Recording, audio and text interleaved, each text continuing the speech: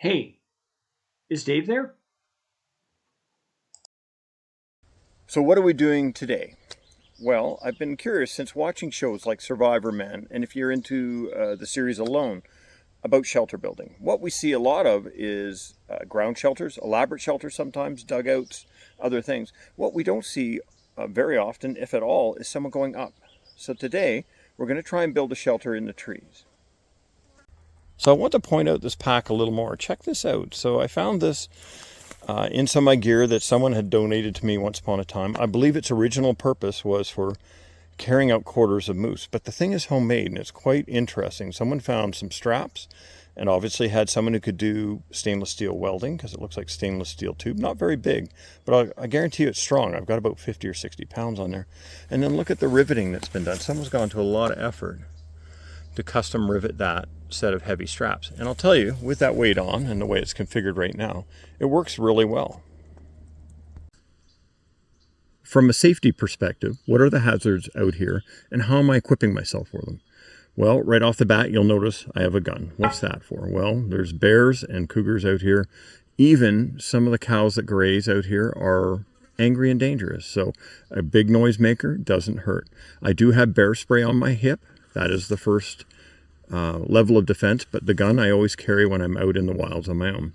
The other hazard is a slip and fall or injury, and you'll notice that I have a Google spot there. That is for a call out if I need to, and I will send messages back to my spouse to let her know where I am, and I can send simple text messages as well.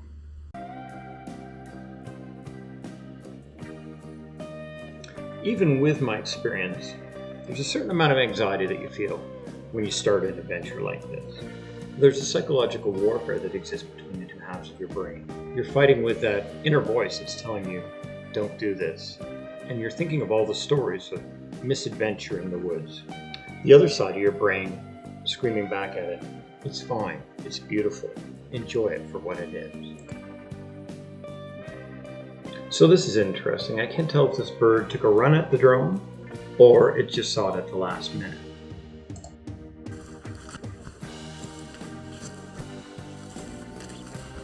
It's June in the foothills, and so there's always an abundance of wildflowers. Here you'll see some black-eyed Susans, daisies, one of my favorites, tiger lilies, and a new flower I had to look up. This is coral root.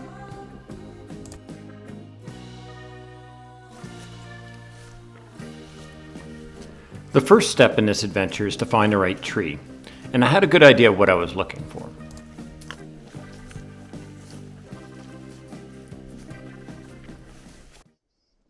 So I think I found it.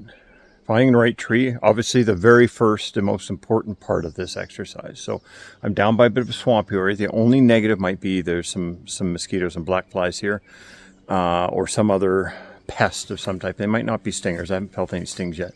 What was interesting though is in that direction, past the tree, and I'll show you the tree in a moment, huge crash. So I think I put up a moose while I was in here. So the other thing that's in here, a moose, and it's not the rut yet, so I think I'm safe, but it went banging through the swamp. So what we'll do is we'll work on the tree right now and get some elevation, and hopefully we can take a look out there and see if we can see what it was.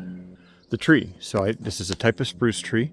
It's what I had in mind when I was looking for a tree. Look at the size of this thing. So it's growing near the swamp, so it's getting a lot of sunlight, a lot of branches, good thick branches that look like they'll support my weight.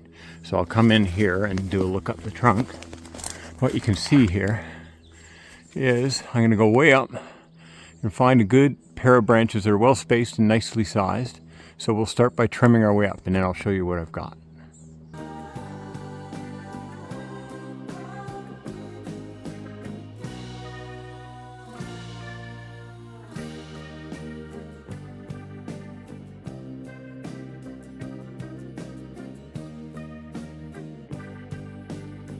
First round didn't work. What I found was when I got the cordage on, I started doing the cross bracing.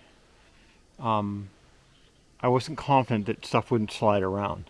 So what I'm going to do is get back at it after lunch. I'm hungry right now. It's around lunchtime, so I've got some nice salami and rolls. I'm going to make a sandwich, and then I'm going to go up the tree to eat it. So I'll bring the camera with me and show you what that looks like. I think we'll get a spectacular view.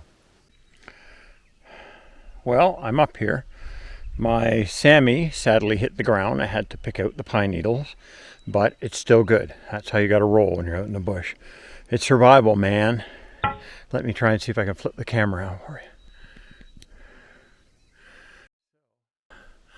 This, here, I'll bring it down, is a giant kind of swampy area that actually, when I walked in, realized it has no drainage.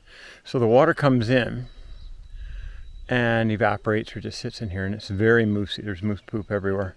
And if you look around, this entire thing is a rock bowl, even behind me here. We'll go and explore it later, because I've heard some rumors of stuff in one of the streams here that we can go and check out. And there's a stream that runs through across here at about 300 or 400 meters. So we'll get the chimp nest and camp built, and then we'll go over and cool off in the stream and go looking for something interesting. So this is the finished product. I restrung everything and put knots along the vertical members, and that was the anchor points for the horizontal ties. So everything now can't move if I put my hand on it. What we see here is the hammock, and then part of the tree we'll use for my feet. I have a canvas cloth that I'll put on here next, or a painter's cloth, and then my sleeping bag, and we'll give it a test. So here we are back with the finished product. I gave it a stress test. I put my canvas sheet on here. I'll show you that in a moment. But in general, successful. Now, how safe will I feel sleeping in it? It's a bit narrow. I think maybe I should have used the branch that the camera's mounted to and built a bigger hammock. So I've heard a few references to this style of shelter as a chimp nest, and you can kind of see why. It's a bit of a nest type structure.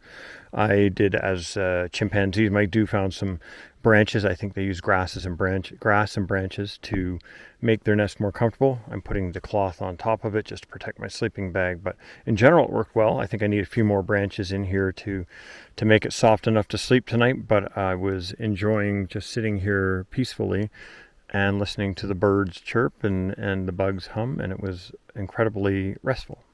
What next? I've got the shelter piece of this built, if you want to call it the tree nest. It's constructed, or the chimp nest.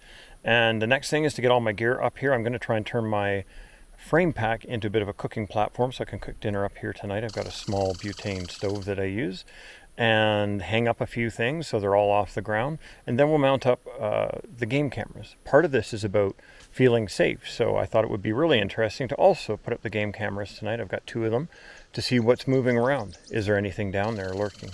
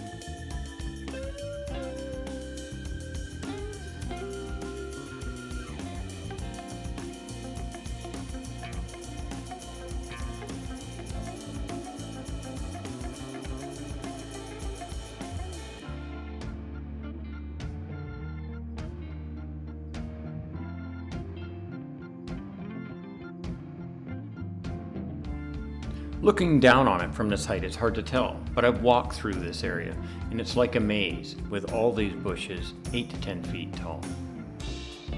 Oh yeah, and if you're looking for me, I'm somewhere over here. Make sure you click on the link for part 2 to see how this whole adventure turns out.